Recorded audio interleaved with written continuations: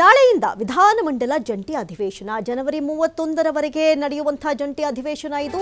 ನಾಳೆ ಜಂಟಿ ಅಧಿವೇಶನವನ್ನ ಉದ್ದೇಶಿಸಿ ರಾಜ್ಯಪಾಲರು ಭಾಷಣವನ್ನ ಮಾಡಲಿದ್ದಾರೆ. ನಂತರ ನರೇಗಾ ಯೋಜನೆಯನ್ನ ರದ್ದುಪಡಿಸಿದ ಬಗ್ಗೆಯೂ ಕೂಡ ಚರ್ಚೆಯನ್ನ ಮಾಡಲಿದ್ದಾರೆ. ಈ ಒಂದು ಅಧಿವೇಶನದಲ್ಲಿ ಉಭಯ ಸದನಗಳಲ್ಲಿ ಚರ್ಚೆಗೆ ಸರ್ಕಾರ ಮುಂದಾಗಿರುವಂಥದ್ದು. ನರೇಗಾದಲ್ಲಿದ್ದಂತಹ ಮಹಾತ್ಮ ಗಾಂಧಿ ಹೆಸರನ್ನ ತೆಗೆದ ಬಗ್ಗೆ ಈ ಒಂದು ಅಧಿವೇಶನದಲ್ಲಿ ಚರ್ಚೆಯನ್ನ ನಡೆಸಲಾಗುತ್ತೆ. ಜನರಿಗೆ ಕೇಂದ್ರದ ನಡೆಯ ಬಗ್ಗೆ ಜಾಗೃತಿಯನ್ನ ಮೂಡಿಸುವಂತಹ ಪ್ರಯತ್ನವನ್ನ ಮಾಡಲಾಗುತ್ತೆ. ಯಾಕಂತ ಹೇಳಿದ್ರೆ ಮನೆ ಮನೆಗೂ ಹಳ್ಳಿಗೂ ತಲುಪಬೇಕು. ಇವರು ಈ ರೀತಿಯಾದಂತಹ ತೆಗೆದುಕೊಂಡಂತಹ ನಿರ್ಧಾರ ಏನಿದೆ ಕೇಂದ್ರದಿಂದ, ಇದು ಮನೆ ಮನೆಗೂ ತಲುಪಬೇಕು. ಇನ್ನು ಮಹಾತ್ಮ ಗಾಂಧೀಜಿಯವರ ತತ್ವ ಆದರ್ಶಗಳನ್ನ ಇವರು ಎಷ್ಟರ ಮಟ್ಟಿಗೆ ನೆಗ್ಲೆಕ್ಟ್ ಮಾಡ್ತಾರೆ ಅಥವಾ ಅದರಿಂದ ಎಷ್ಟರ ಮಟ್ಟಿಗೆ ದೂರ ಸರಿತಾರೆ ಅನ್ನೋದ್ರ ಬಗ್ಗೆ ಕೂಡ ಕುರಿತಾಗಿ, ಜೊತೆಗೆ ಮನ್ರೇಗಾ ಯೋಜನೆಯನ್ನ ಒಂದಷ್ಟು ಬದಲಾವಣೆಗಳು ಕೂಡ ಎಷ್ಟರ ಮಟ್ಟಿಗೆ ಎಫೆಕ್ಟ್ ಆಗುತ್ತೆ, ಈ ಎಲ್ಲಾ ವಿಚಾರಗಳನ್ನ ಮುಂದೆ ಇಟ್ಕೊಂಡು ಕೇಂದ್ರದ ವಿರುದ್ಧ ದೊಡ್ಡ ಹೋರಾಟ ಮಾಡೋದಕ್ಕೆ ಇನ್ನು ಆಡಳಿತ ಪಕ್ಷ ಕೂಡ ಬಹಳಷ್ಟು ಸಜ್ಜಾಗ್ತಾ ಇರುವಂಥದ್ದನ್ನು ನಾವು ಗಮನಿಸ್ತಾ ಇದ್ವಿ.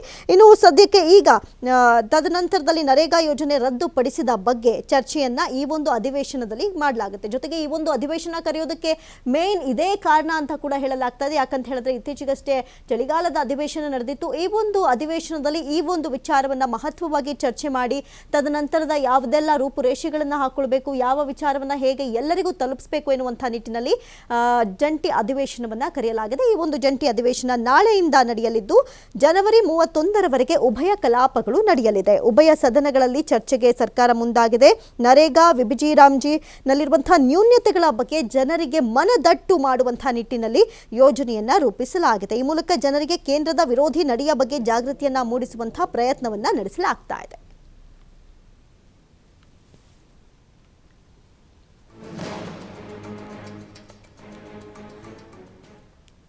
ನಾಳೆಯಿಂದ ವಿಧಾನಮಂಡಲದ ಜಂಟಿ ಅಧಿವೇಶನ ಆರಂಭವಾಗಲಿದೆ. ಅದರಲ್ಲೂ ಕೂಡ ಇಲ್ಲಿ ಪ್ರಮುಖವಾಗಿ ನಾವು ಗಮನಿಸೋದಾದ್ರೆ ಕೇಂದ್ರದ ವಿರುದ್ಧ ಅಸಮಾಧಾನಗೊಂಡಿದೆ ಕಾಂಗ್ರೆಸ್.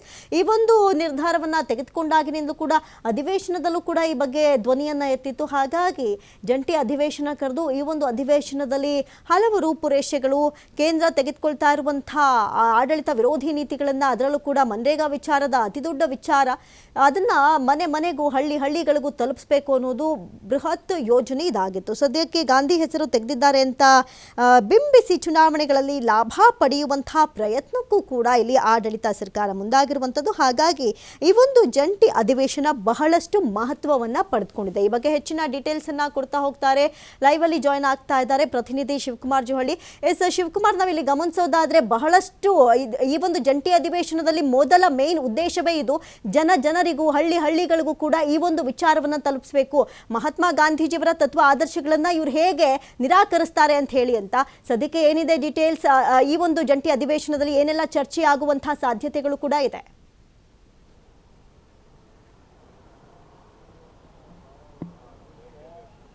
ಅಮೃತ, ನಾಳೆಯಿಂದ ವಿಧಾನಮಂಡಲದ ಜಂಟಿ ಅಧಿವೇಶನ ಪ್ರಾರಂಭವಾಗ್ತಾ ಇದೆ. ಕಾರಣ ನರೇಗಾ ಯೋಜನೆಯನ್ನ ರದ್ದುಪಡಿಸಲಾಗಿದೆ. ಜೊತೆಗೆ ಹೊಸದಾಗಿ ವಿಬಿಜಿ ರಾಮ್ಜಿ ಅನ್ನುವಂತಹ ಹೊಸ ಕಾಯ್ದೆಯನ್ನ ಕೇಂದ್ರ ಸರ್ಕಾರ ಈಗ ಜಾರಿಗೆ ತಂದಿದೆ. ಈಗ ಕೇಂದ್ರ ಸರ್ಕಾರ ಜಾರಿಗೆ ತಂದಿರುವಂತಹ ರಾಮ್ಜಿ ಯೋಜನೆ ಏನಿದೆ, ಅದರಲ್ಲಿ ನರೇಗಾದಲ್ಲಿ ಇದ್ದಂತಹ ಹಲವು ಅಂಶಗಳನ್ನು ಇಲ್ಲಿ ಕೈ ಬಿಡಲಾಗಿದೆ ಮತ್ತು ಮಾರ್ಪಾಡನ್ನು ಮಾಡಲಾಗಿದೆ. ಯಾಕೆಂದರೆ ಮನರೇಗಾ ಯೋಜನೆಯನ್ನು ಮುಂದುವರಿಸಬಹುದಾಗಿತ್ತು. ಗ್ರಾಮೀಣ ಪ್ರದೇಶದಲ್ಲಿ ಇರುವಂತಹ ರೈತರು ಮತ್ತು ಅಲ್ಲಿರುವಂತಹ ಬಡ ಜನರಿಗೆ ವರ್ಷಕ್ಕೆ 100 ದಿನಗಳ ಕಾಲ ಕೆಲಸ ಸಿಗ್ತಾ ಇತ್ತು. ಅಂದರೆ ಕೆಲಸವನ್ನು ನೀವು ಕೊಡಿ ಅಂತೇಳಿ ಹಕ್ಕನ್ನು ಪ್ರತಿಪಾದನೆ ಮಾಡುವಂತಹ ಹಕ್ಕು ಕೂಡ ಅಲ್ಲಿನ ಜನರಿಗೆ ಇತ್ತು. ಹಾಗಾಗಿ ಗ್ರಾಮ ಪಂಚಾಯಿತಿ ವ್ಯಾಪ್ತಿಯಲ್ಲಿ ಇಂಗು ಗುಂಡಿಗಳನ್ನು ನಿರ್ಮಾಣ ಮಾಡೋದಕ್ಕೆ, ಕೊಟ್ಟಿಗೆಗಳನ್ನು ನಿರ್ಮಾಣ ಮಾಡ್ಕೊಳ್ಳೋದಕ್ಕೆ ಅಥವಾ ಕೃಷಿ ಹೊಂಡಗಳನ್ನು ನಿರ್ಮಾಣ ಮಾಡೋದಕ್ಕೆ ಇದೆಲ್ಲವನ್ನು ಕೂಡ ಅಲ್ಲಿ ಅನುದಾನ ಬಳಕೆ ಆಗ್ತಾ ಇದ್ದು. 100% ಅನುದಾನವನ್ನು ಕೇಂದ್ರ ಸರ್ಕಾರವೇ ಈ ಯೋಜನೆಗೆ ಬರೆಸ್ತಾ ಇತ್ತು. ಹಿಂದೆ ಮನಮೋಹನ್ ಸಿಂಗ್ ಅವರು ತಂದಂತಹ ಯೋಜನೆ.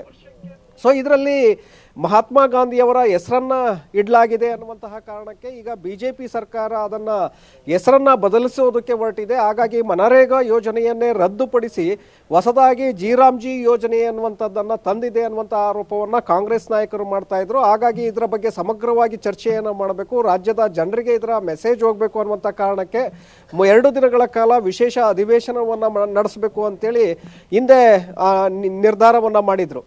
ಆದರೆ ವರ್ಷದ ಮೊದಲ ಭಾಗದಲ್ಲಿ ರಾಜ್ಯಪಾಲರು ಜಂಟಿ ಅಧಿವೇಶನವನ್ನು ಉದ್ದೇಶಿಸಿ ಭಾಷಣವನ್ನು ಮಾಡಬೇಕಾಗತ್ತೆ. ಹಾಗಾಗಿ 2 ದಿನಗಳ ವಿಶೇಷ ಕಲಾಪಕ್ಕೆ ಅವಕಾಶಗಳಿಲ್ಲ ನಿಯಮಗಳಲ್ಲಿ ಅನ್ನುವಂತಹ ಕಾನೂನು ಸಲಹೆಯ ಮೇಲೆ ಜಂಟಿ ಅಧಿವೇಶನವನ್ನು ಕರೆಯಲಾಗಿದೆ. ಹಾಗಾಗಿ ನಾಳೆಯಿಂದ 31ರವರೆಗೆ ಈ ಜಂಟಿ ಅಧಿವೇಶನ ನಡೀತಾ ಇದೆ. 3-4 ದಿನಗಳ ಕಾಲ ನರೇಗಾ ಯೋಜನೆಯ ಬಗ್ಗೆನೇ ಗಂಭೀರವಾಗಿ ಚರ್ಚೆ ಆಗತ್ತೆ. ಇಲ್ಲಿ ಸರ್ಕಾರದ ಉದ್ದೇಶ ಒಂದೇ, ಮಹಾತ್ಮ ಗಾಂಧಿಯವರ ಹೆಸರನ್ನ ಈ ಯೋಜನೆಯಿಂದ ಕೈಬಿಟ್ಟಿದ್ದಾರೆ ಅನ್ನುವಂಥದ್ದು ಪ್ರಮುಖವಾದಂಥ ವಿಚಾರ. ಹಾಗಾಗಿ ಜನರಿಗೆ ಇದನ್ನು ಮನವರಿಕೆ ಮಾಡಬೇಕು, ಮನದಟ್ಟು ಮಾಡಬೇಕು ಅನ್ನುವಂಥ ನಿಟ್ಟಿನಲ್ಲಿ ಈ ಸದನವನ್ನು ಕರೆದಂತೆ ಕಾಣಿಸ್ತಾ ಇದೆ. ಯಾಕೆಂದರೆ ಗಾಂಧೀಜಿಯವರು ಸ್ವಾತಂತ್ರ್ಯವನ್ನು ತಂದುಕೊಟ್ಟಂಥವರು, ಅವರ ಯೋಜನೆಗೆ ಮಹಾತ್ಮ ಗಾಂಧಿಯವರ ಹೆಸರನ್ನು ಇಡಲಾಗಿತ್ತು. ಈಗ BJP ಸರ್ಕಾರ ಪ್ರತಿಯೊಂದು ವಿಚಾರದಲ್ಲೂ ಕೂಡ ಗಾಂಧಿಯವರ ಹೆಸರನ್ನು ತೆಗೆದುಹಾಕೋದಕ್ಕೆ ಹೊರಟಿದೆ. ಹಾಗಾಗಿ ಈ ಮನರೇಗಾ ಯೋಜನೆ, ಮಹಾತ್ಮ ಗಾಂಧಿ ಉದ್ಯೋಗ ಖಾತ್ರಿ ಯೋಜನೆ ಏನಿತ್ತು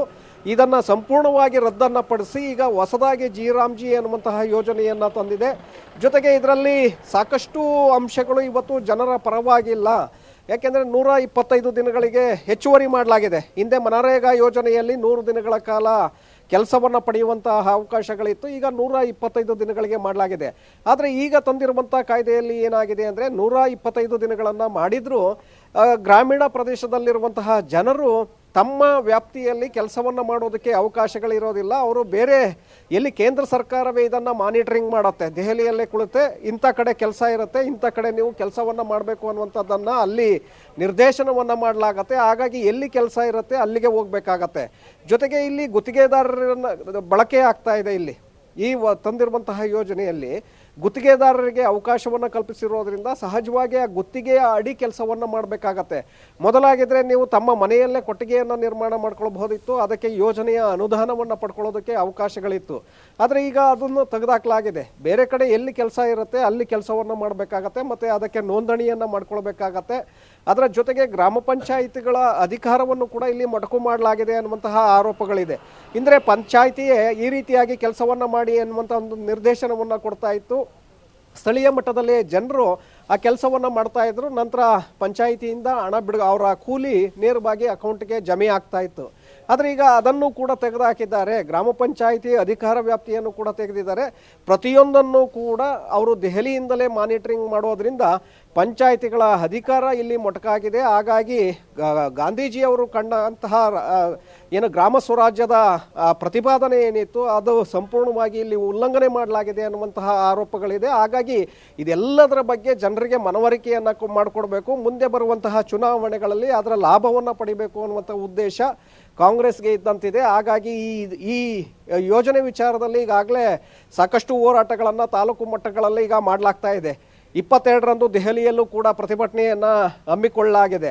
ಅದರ ಜೊತೆಗೆ ಈಗ ಸದನದಲ್ಲಿ ಇದರ ಬಗ್ಗೆ ಗಂಭೀರವಾಗಿ ಚರ್ಚೆಯನ್ನು ಮಾಡುವ ಮೂಲಕ ಜನರಲ್ಲಿ ಜಾಗೃತಿಯನ್ನು ಮೂಡಿಸೋದು ಮತ್ತೆ ರಾಜ್ಯದಲ್ಲಿ ಮತ್ತೆ ಹೋರಾಟಗಳನ್ನು ಹಮ್ಮಿಕೊಳ್ಳುವಂತಹ ಒಂದು ನಿರ್ಧಾರಗಳನ್ನು